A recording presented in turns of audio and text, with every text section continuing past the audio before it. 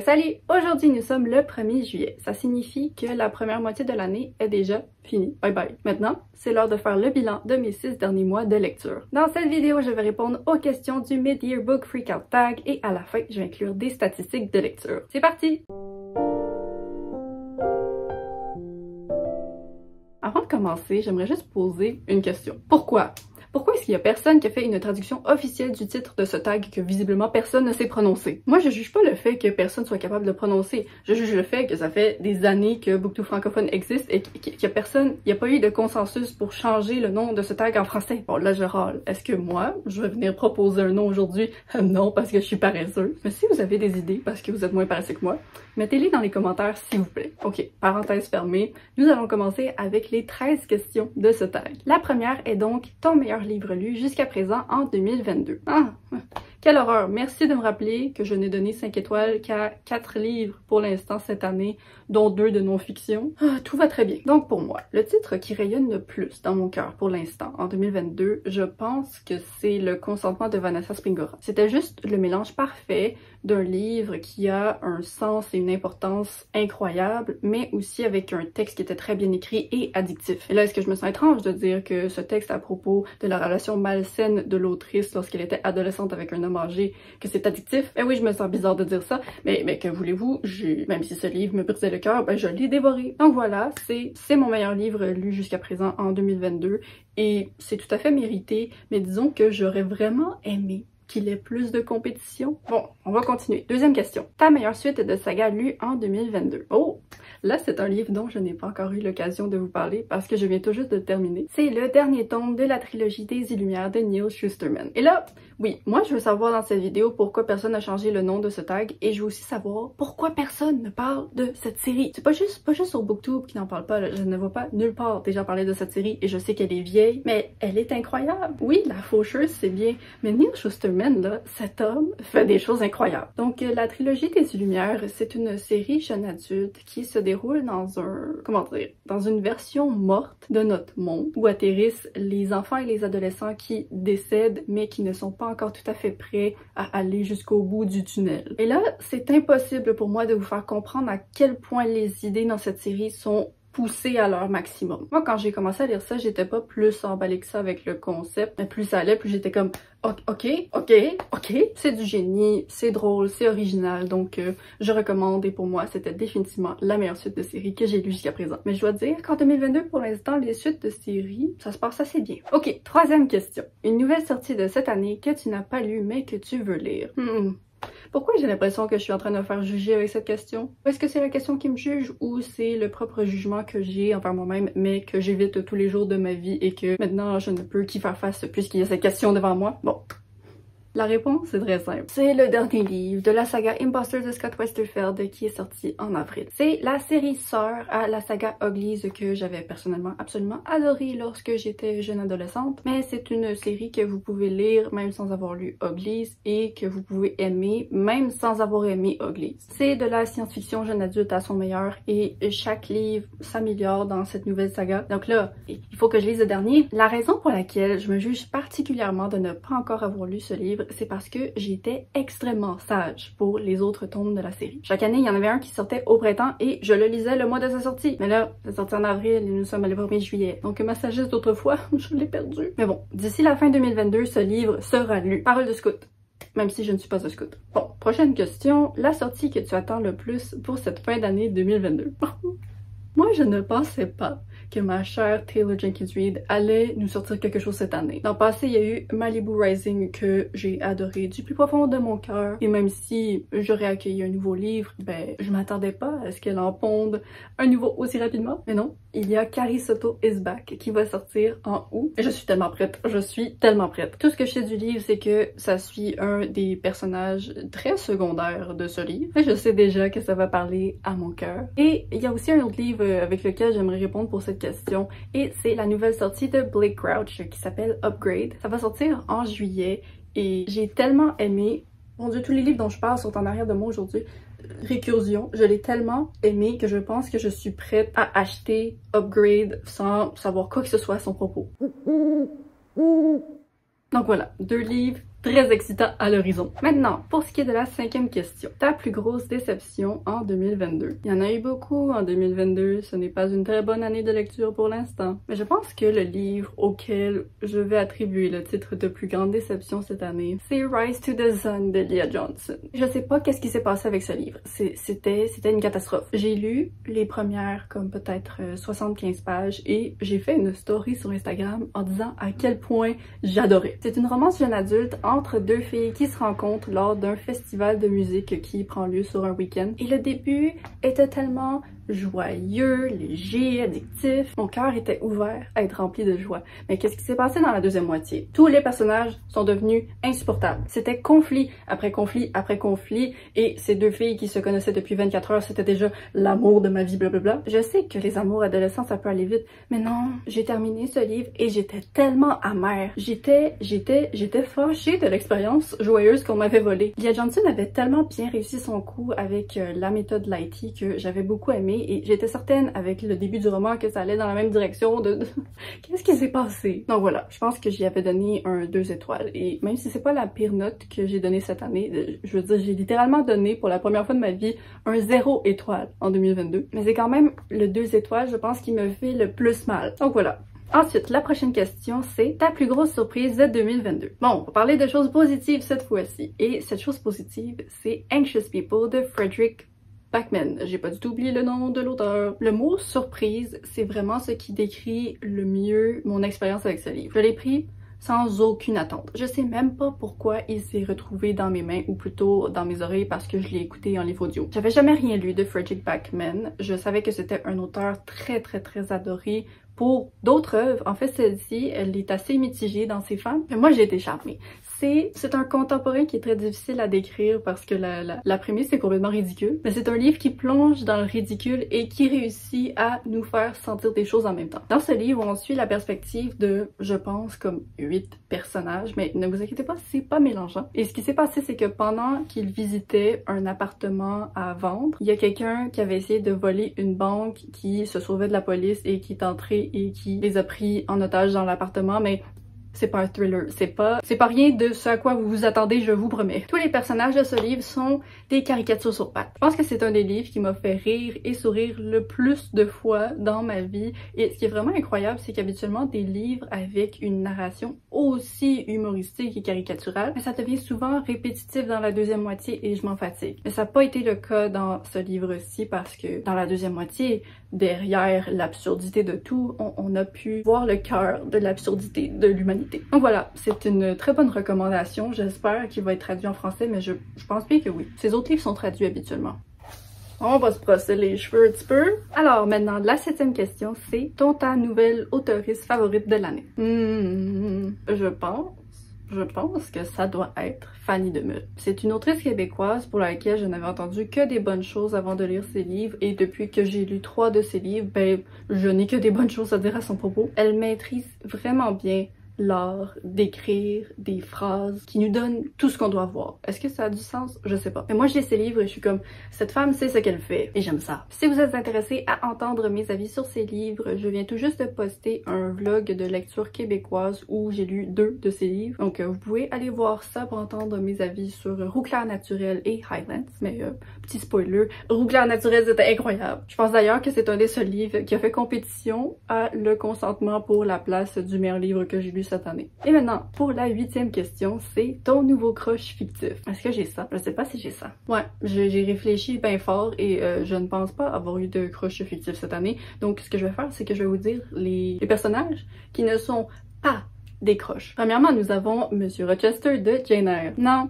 Le pourcentage de moi qui suis séduite par cet homme est de 0%. Et si je me permets d'aller dans les négatifs, un personnage pour lequel ma séduction c'est à moins 100%, c'est Massimo de 365 jours. Non merci. Je vais essayer de rester à l'affût dans le futur pour un personnage qui va faire battre mon cœur un petit peu. Mais je sais pas si c'est possible parce que je vois tout le monde parler des book boyfriends et oui, il y a beaucoup d'hommes dans la fiction qui sont meilleurs que les hommes dans la vraie vie. Mais moi, quand je les vois, ma réaction c'est pas « ah, c'est un homme parfait pour moi, mais c'est ah, c'est un homme parfait pour la personne avec qui il est dans le livre. Donc voilà, c'est un phénomène que j'ai pas encore vécu, peut-être je le vivrai jamais et c'est correct, mais j'aimerais ça le vivre juste pour avoir quelque chose à répondre à cette question l'an prochain. Ensuite, une question pour laquelle j'ai une réponse, c'est ton nouveau personnage favori. Et là c'est clair pour moi, c'est clair, c'est la protagoniste du livre The Good Sister de Sally.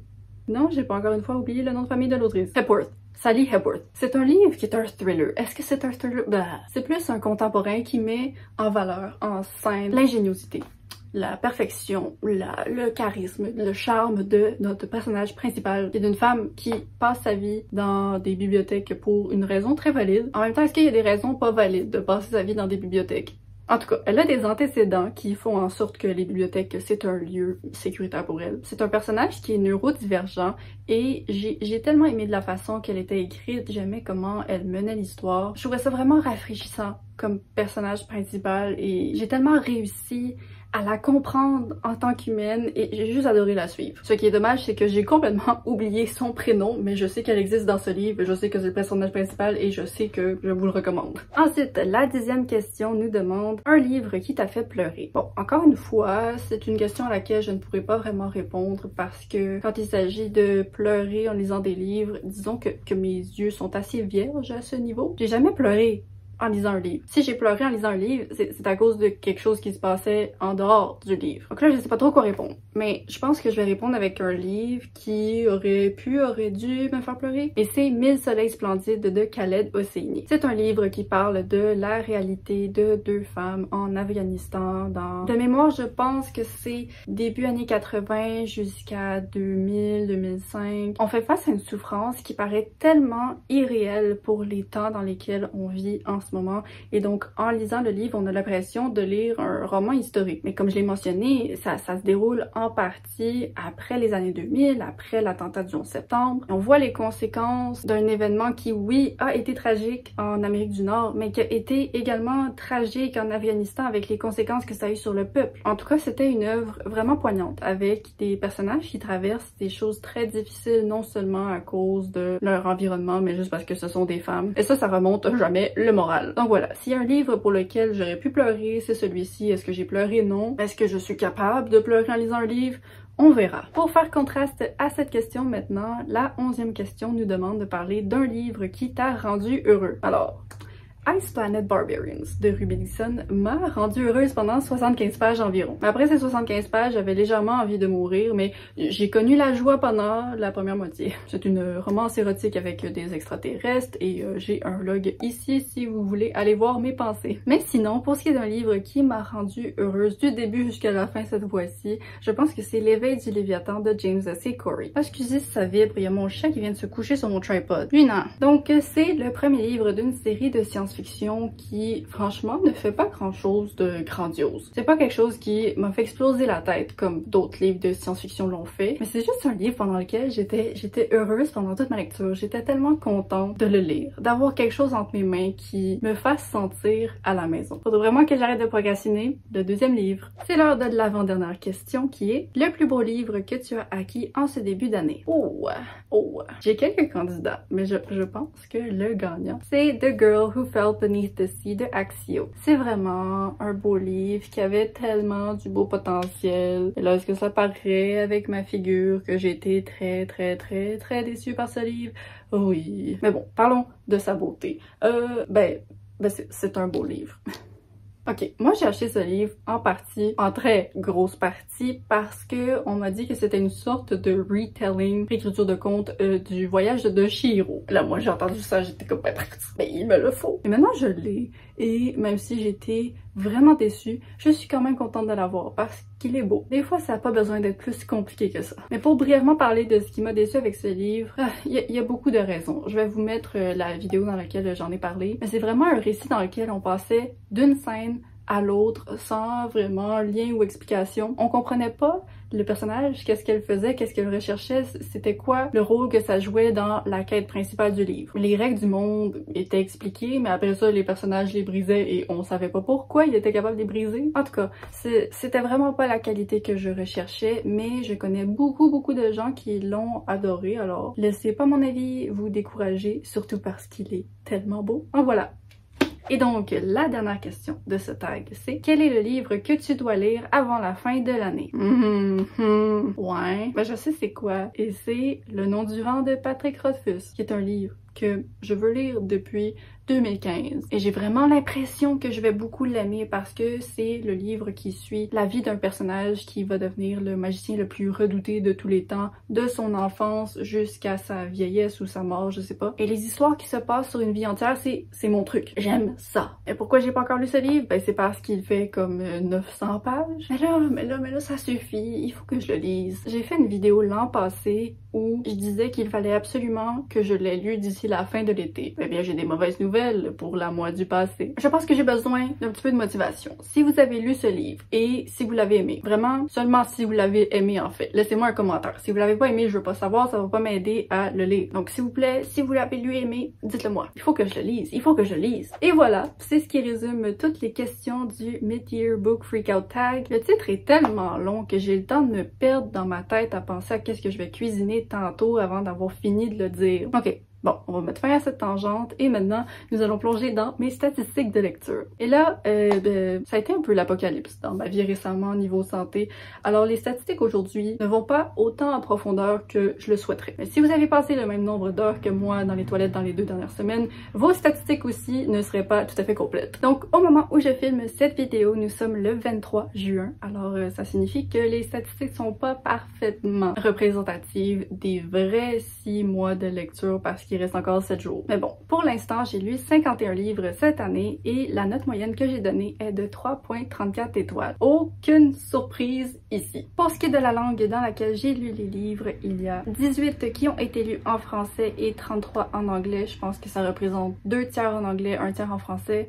Je suis un petit peu déçue parce que j'avais réussi à faire un 50-50 français-anglais et c'est ce que je souhaitais conserver. Mais bon, l'important c'est de lire, peu importe la langue. Ensuite, pour ce qui est de la tranche d'âge des livres qui ont été lus, encore une fois, c'est une proportion similaire où j'ai lu 2 tiers de livres adultes et 1 tiers de livres jeunes adultes. Ça me convient. Et pour ce qui est de la source des livres que j'ai lus, il y en a 38 qui ont été empruntés soit à la bibliothèque, soit loués sur Scribd ou d'autres services de livres audio. Ben en fait, il y a juste Scribd. Les autres, c'est juste la bibliothèque. Ok, bref. 38 livres empruntés et 13 livres que je possédais chez moi. J'ai récemment commencé à acheter plus de livres pour remplir les bibliothèques derrière moi. Donc 13 livres possédés, c'est un bon début pour faire descendre ma pile à lire, mais il va peut-être falloir que je délaisse un petit peu mes habitudes de bibliothèque pour lire plus de livres que j'ai chez moi. C'est difficile. Ensuite, pour ce qui est des genres littéraires, là c'est le gros choc pour moi. Toute ma vie, les 2 genres littéraires qui étaient en égalité quasiment, c'était la science-fiction et le thriller. Et là, cette année, pour l'instant, le genre littéraire numéro 1,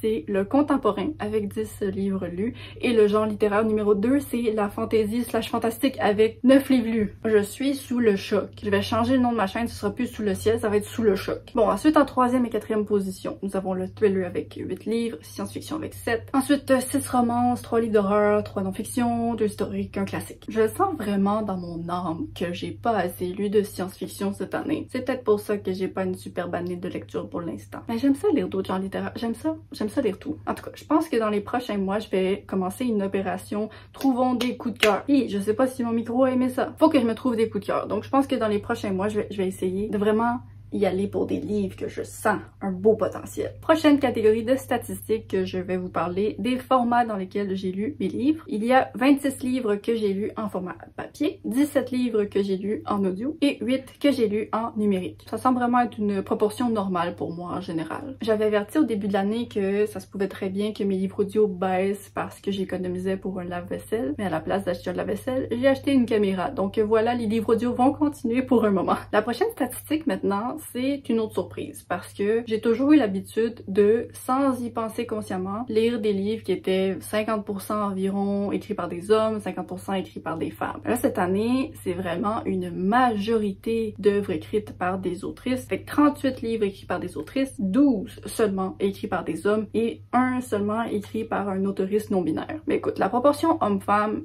ça me dérange pas trop, mais j'aimerais lire plus d'autoristes non-binaires. Quelque chose à garder en tête pour le reste de l'année. Ensuite, nous allons parler des pays. Mais là, j'ai eu trop la flemme pour faire la liste de tous les pays dont j'ai lu des livres, blablabla. Donc, ce que j'ai fait, c'est qu'il y a une catégorie chez moi, donc Québec / Canada, et le reste du monde. Donc sur 51 livres, j'ai lu 8 livres d'ici, 7 livres québécois, 1 livre canadien. Il y en a donc 43 autres qui venaient du reste du monde, mais là la statistique, ça me donne toujours un petit peu honte, mais c'est que sur les 43 livres, il y en a 28 des États-Unis. Ok, pour ce qui est de l'avant-dernière statistique, on va parler des séries. Donc en 2022, pour l'instant, j'ai lu 33 livres qui ne faisaient pas partie d'une série et j'ai lu 18 qui faisaient partie d'une série. Mais là, le moment qui est gênant, c'est que parmi ces 18 livres de série, il y en a 14 qui étaient le premier et il y en avait seulement 4 qui étaient une continuation de série. Je veux même pas essayer de dire que je vais changer ça.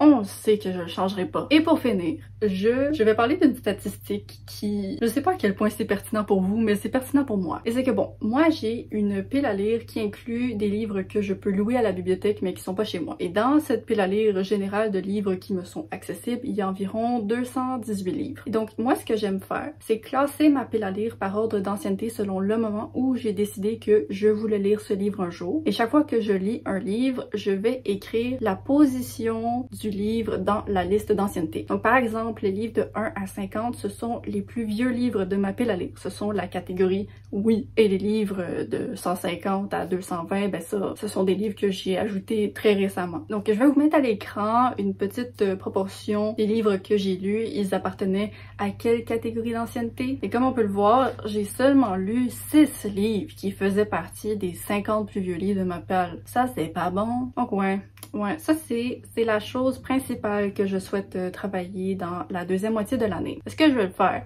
On le sait pas, mais j'ai le souhait de le faire. Et donc voilà, c'est ce qui conclut le bilan de mes 6 premiers mois de lecture en 2022. Comme j'ai mentionné, c'est vraiment pas une super bonne année de lecture pour moi présentement. Je me souhaite des meilleures choses dans la deuxième moitié et je vous souhaite des bonnes choses dans la deuxième. J'aimerais que vous me disiez dans un commentaire comment ça s'est passé pour vous les 6 derniers mois. Est-ce que vous avez réussi à trouver des coups de cœur? Combien de 5 étoiles avez-vous donné? Je vous remercie d'avoir regardé cette vidéo. N'hésitez pas à vous abonner pour ne pas manquer la suivante. Je poste les vendredis à 10h30 pour le Québec et 16h30 pour la France. Bye bye!